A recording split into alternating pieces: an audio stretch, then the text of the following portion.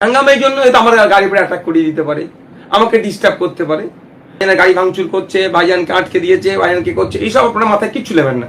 আপনার বুথের ভোট আপনি যাবেন, নির্বিঘ্নে দেবেন, ইভিএম মেশিনে 5 নম্বর বোতাম টিপে খামচিহ্ন আমাকে জেতান। কালকে তৃণমূল কংগ্রেস আমার কাছে যতটুকু খবর এসছে একটা বড় হাঙ্গামা করতে পারে।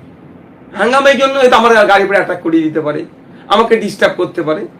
আমি সব আমার কর্মী সমর্থক, সাধারণ মানুষ, আমার শুভাকাঙ্ক্ষী যারা তৃণমূলের অত্যাচার থেকে বাঁচতে চাইছেন, তৃণমূলের কাটমানি হিংসা থেকে বাঁচতে চাইছেন, তৃণমূল ওখানে এয়ারপোর্ট করার জন্য জায়গাটাকে লুটতে চাইছে, সেক্টর 5 এর মতো শর্ট লেগে সেক্টর 6, 7, 8 করতে চাইছে, ওই জায়গাটা ওখানে নেবে, ওখানে উচ্ছেদ করতে চাইছে, ওখানে ইন্ডাস্ট্রি বানাবে, আবাসন বানাবে, প্রমোটিং করতে চাইছে, ওই জন্য 50,000 ঘর দেবার কথা বলছে। তো অভিষেক বাবু নন্দীগ্রামে গিয়ে একবারও বললেন না যে নন্দীগ্রামে শুভেন্দু অধিকারীকে হারাও, এখানে 50,000 মানুষকে ঘর দেবো। বা দিলীপ ঘোষ যেখানে যে সকাল সন্ধ্যা মুসলমান সম্পর্কে বাজে মন্তব্য করে তার সিটে গিয়েও বললেন না, বা রাজ্যে কোনো জায়গায় বললেন না যেখানে যেখানে বিজেপি প্রার্থী দিয়েছে যে ওখানে ওখানে বিজেপিকে হারাও এবং বিজেপি হেভিওয়েট প্রার্থী সব জায়গায় 50,000 করে ঘর দেবো, তা বললেন না। ঘর কোথায় লাগবে? ভাঙড়ে দিতে হবে, কারণ এটা হচ্ছে ইঁদুর ধরা কল পড়েছে। আপনি ইঁদুর কলে পড়ে যান, ও কিন্তু বিপদে ফেলবে আপনাকে। বিপদটা কি পড়বে? এখানে প্ল্যান হচ্ছে এনকেডি এর আন্ডারে রাখবে বলছে, নর্থ ক্যালকাটা ডেভেলপমেন্ট অথরিটির আন্ডারে। মুখ ফসকে সরকার সাহেব বলে ফেলেছিল, এটা কিন্তু বলার কথা নেই ওদের, কিন্তু মুখ ফুসকে বলে ফেলেছে। তাই সৃষ্টিকর্তার কাছে আমি শুকরিয়া জ্ঞাপন করব যে ওর মুখ দিয়ে এটা বার করিয়ে নিয়েছে, না হলে কিন্তু ভাঙনের মানুষ বুঝতে পারতো না। নর্থ ক্যালকাটা ডেভেলপমেন্ট অথরিটি আন্ডারে নিয়ে আমলে একটাও জমি জায়গা এখানে থাকবে না, রাতারাতি হয় হিটকোর নামে চলে যাবে, নাহলে ওদের আন্ডারে চলে যাবে। এই করে মানুষকে পুরো পেরেশানি রাখবে, এখানে উচ্ছেদ করবে।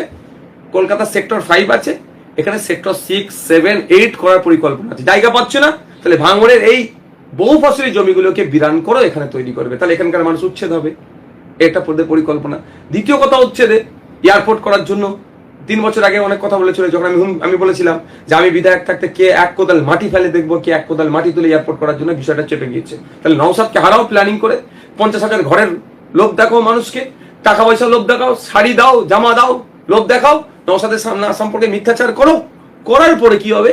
মানুষ যদি ভোট দেবে জেতায়, তারপরেই জান্ডা দেওয়ার জন্য নওশাদ আর থাকবে না সামনে। তাহলে বুক চিপে লড়াই করতে পারবে না আইনসভার মধ্যে। তাহলে কি হবে? আপনারা সাধারণ মানুষ রাস্তায় নামবেন, ওই জন্য 8টা থানা তৈরি করে দিয়েছে, পুলিশের ডান্ডা দিয়ে আপনাদের ঠান্ডা করবে বলে। কিন্তু আমি যতদিন থাকবো, কথা দিচ্ছি, আপনারা আমাকে যতদিন রাখবেন, কারো ক্ষমতা হবে না ভাঙড়ের মানুষের কনসার্নের বাইরে 1 কোদাল মাটি তোলা, 1 কোদাল মাটি ফেলা। এরা ভালো করে জেনে গেছে। সেই জন্য মোদী মমতা প্ল্যানিং করছে আমাকে হারাবার জন্য। বিজেপির প্রার্থী জয়ন্ত গায়েন আর জোড়াফুলের প্রার্থী শওকত মোল্লা সাহেব এক জায়গায় তারা গোপন আঘাত করছিল, যখন প্রকাশ হয়ে গেছে তখন ওদের সৌজন্য সাক্ষাতের গল্প শোনাচ্ছে। সুতরাং ভাঙড়ের মানুষকে বলবে একটু সজাগ সতর্ক থাকুন, আপনাদের মূল্যবান ভোট নষ্ট করবেন না। এরা পরিকল্পনা করছে আপনাকে এখানে উচ্ছেদ করার জন্য। কদিন আগে 250 বিঘা জমি হিটকোর আন্ডারে চলে গিয়েছে রাজারহাট নিউ টাউনে। ওখানকার চাষিরা যখন কমপ্লেন করে লোকাল জনপ্রতিনিধির কাছে গিয়ে, সে বলছে দেখছি করে সময় পার করেছে। হিটকোর আন্ডারে চাষ জমি, ব্যক্তি মালিকানার জমি হিটকোর নামে কাগজ হয়ে গেল, কিছু করতে পারছে এখন। কিন্তু ওখানকার বিধায়ক, ওখানকার এমপি, ওখানকার জনপ্রতিনিধিরা কি করছে? তারা প্রতিবাদ করতে পারছে না কেন? হিটকো রাজ্য সরকারের আন্ডারে, রাজ্য সরকারকে চালাচ্ছে তৃণমূল, আর এমপি এমএলএ জনপ্রতিনিধি ওখানকার কি সব তৃণমূলের। ফলে তারা এই 250 বিঘা চাষযোগ্য ব্যক্তি মালিকানার জমি হিটকোর নামে চলে যাওয়ার পরে প্রতিবাদ করতে পারছে না। আর এইখানে কেন নিয়াতে সাহস পাচ্ছে না? এখানে যেন নওশাদ সিদ্দিকী আছে।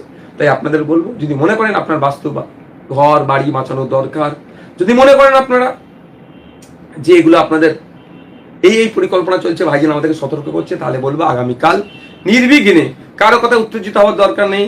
নওশাদ থেকে ভাইজানকে ডিস্টার্ব করছে না করছে, ভাইজানের গাড়ি ভাঙচুর করছে, ভাইজানকে আটকে দিয়েছে, ভাইজানকে করছে, এইসব আপনার মাথায় কিচ্ছু নেবেন না। আপনার বুথের ভোট আপনি যাবেন, নির্বিঘ্নে দেবেন, ইভিএম মেশিনে 5 নম্বর বোতাম টিপে খামচিহ্ন আমাকে জেতান। আমি কথা দিচ্ছি যে বিগত 5 বছরে যেভাবে ওয়াকাফ জন্য আজকে মাদ্রাসা, মসজিদ, ঈদগাহ, কবরস্থানের তথা ওয়াকাফ সম্পত্তি কেড়ে নিতে চেয়েছিল, আমি সুপ্রিম কোর্টে মামলা করে, আমার মতো কিছু মানুষ মামলা করে আটকে দিয়েছে। এসআইআর নিয়ে নিউনামি করছে, আমি আমার সর্বোচ্চ দিয়ে লড়াই করছি। ইভেন আপনারা জানেন ট্রাইব্যুনালে মামলার জন্য আমি কথা দিচ্ছি আপনাদের যা আইনি সহযোগিতা লাগবে সব দেবো।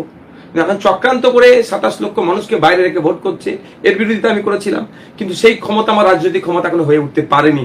নাহলে আমি একা দায়িত্ব নিয়ে ভোটকে বয়কট করতাম, কিন্তু ওই ক্ষমতা আমার হয়নি।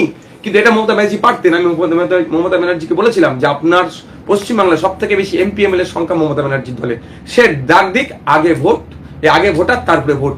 এই ডাকে সারাদিক ভোট বয়কট করুন, আমি নওশাদ সিদ্দিকী সাড়া দেবো, কিন্তু ডাক দেয়নি। ফলে আমি যদি না অংশগ্রহণ করি, 1 বা 5 জন আগামী দিনে তৈরি করবো, সেই জায়গাটা বন্ধ হয়ে যাবে। ফলে আমাকে অংশগ্রহণ করতে বাধ্য আমি। আপনারা যদি আগামী দিনে আমাকে শক্তিশালী করেন, কারো সাহস থাকবে না এই ধরনের ভোটের নাম কাটার।